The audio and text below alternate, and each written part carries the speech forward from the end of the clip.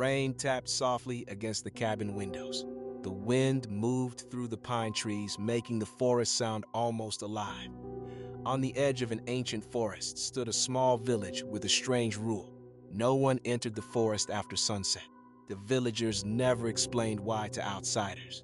They only said one thing: if you hear a girl crying for help in the woods, don't follow her. Most people laughed at the warning. Jake did too.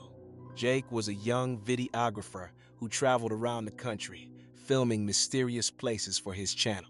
When he heard about the village and its strange legend, he immediately became interested. The owner of the cabin he rented was an old man named Walter. When Jake asked him about the forest, Walter's expression changed. "Some things are better left forgotten," he said. That answer only made Jake more curious. The first night passed quietly.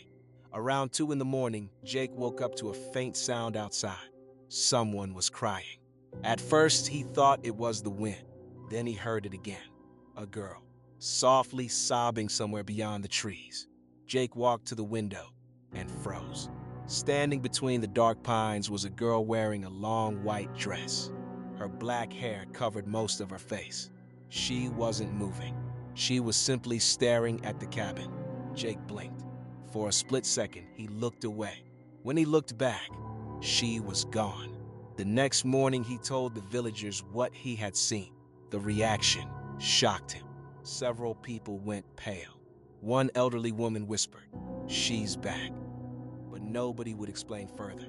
That night, Jake prepared his camera equipment. If something strange was happening in the forest, he wanted proof. At exactly 2:07 a.m., the crying started again. Jake grabbed his camera and stepped outside. The air was freezing. A thick layer of fog drifted between the trees. Then he saw her, the same girl, standing about 30 yards away. Her head was lowered. "Hey," Jake called. "Are you okay?" The girl slowly raised her head, but her face remained hidden beneath her hair. Without saying a word, she turned and began walking into the forest, slowly, as if she wanted him to follow. Jake hesitated. Then curiosity won. He followed her. The deeper they went, the darker the woods became. The sounds of the village disappeared. Only the crunch of leaves beneath his feet remained. The girl stayed just far enough ahead that he could never catch up. After about 15 minutes, they reached a section of forest unlike any Jake had seen before. The trees were enormous, ancient, twisted, and the temperature suddenly dropped.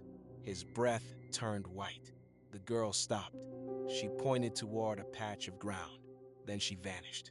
Just vanished. 1 second she was there. The next, she wasn't. Jake searched the area, but found nothing. Only a strange depression in the earth, as if something had been buried there years ago. The following morning, he returned with a shovel. After digging for nearly half an hour, he struck metal. Buried beneath the soil was an old rusted box. Inside were several photographs and a diary. The diary belonged to a girl named Emily. Jake spent the afternoon reading it. The first entries were normal. Emily wrote about school, friends, and village life. But toward the end, the tone changed. One entry read, "Something keeps calling my name from the forest." A later entry said, "I hear it every night now." And the final page contained only one sentence: "If someone finds this diary, it means it finally found me." Jake felt a chill run through his body. He brought the diary to Walter. The old man's hands trembled the moment he saw it. His eyes filled with tears. "Emily was my sister," he said quietly. Jake stared at him. Walter had never mentioned having a sister. 40 years ago, Walter explained, Emily disappeared in the forest. Search parties looked for weeks. They found footprints, pieces of clothing, but never her body. After that, people began seeing a girl in a white dress among the trees. The same girl, the same appearance, the same age. And every person who followed her too far into the woods disappeared. Some were never found. Others returned days later, unable to remember what had happened. Jake asked the question everyone was afraid to ask.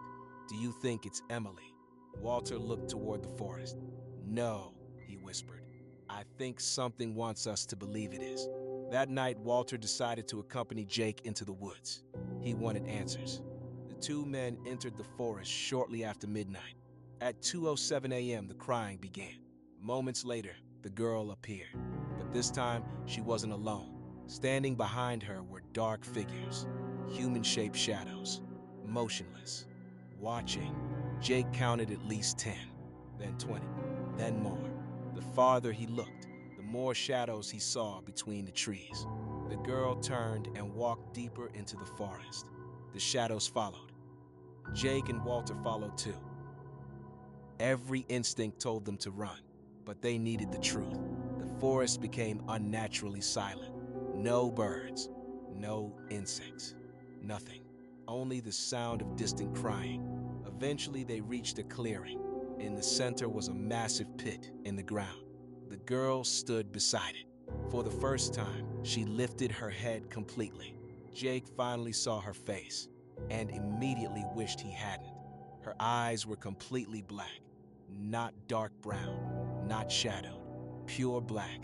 Her skin was pale and lifeless, and her smile stretched impossibly wide.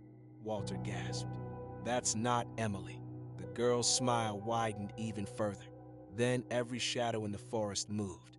Hundreds of dark figures stepped from behind the trees. Their heads twisted unnaturally. Their arms stretched too long, and they all began walking toward Jake and Walter. The crying suddenly stopped. Now the figures were laughing. A horrible, distorted sound. Jake turned and ran. Walter ran beside him. Branches clawed at their faces. Roots seemed to rise from the ground. The forest itself felt alive. Behind them came hundreds of footsteps. Jake dared to look back. The girl was no longer walking. She was gliding across the ground, smiling, watching, following. The two men burst out of the forest moments before sunrise. The instant they crossed the tree line, the sounds vanished. Everything became silent. Neither of them spoke on the way back. Several days later, Walter disappeared. No signs of struggle. No goodbye note. Nothing.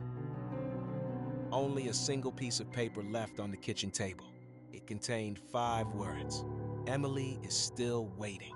Jake left the village immediately. He told himself he would never return. Before leaving, he reviewed the footage from his camera. At first, everything seemed normal.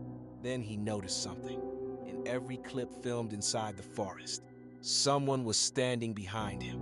A woman, always in the distance, always watching. Even during moments when he was completely alone, the closer he looked, the colder he felt. Because the woman wasn't getting closer over time. She had always been close, sometimes only a few feet behind him, hidden between the trees, smiling. Jake never uploaded the footage. Months later, friends became worried when he stopped answering calls. Police eventually entered his apartment. They found his camera, his computer, his belongings. But Jake was gone. There were no signs of forced entry, no evidence of what happened. The only thing left behind was his computer screen, still powered on, still displaying the final frame of the footage. The girl in the white dress was staring directly into the camera, and beneath the image appeared a sentence that nobody could explain. "Now it's your turn."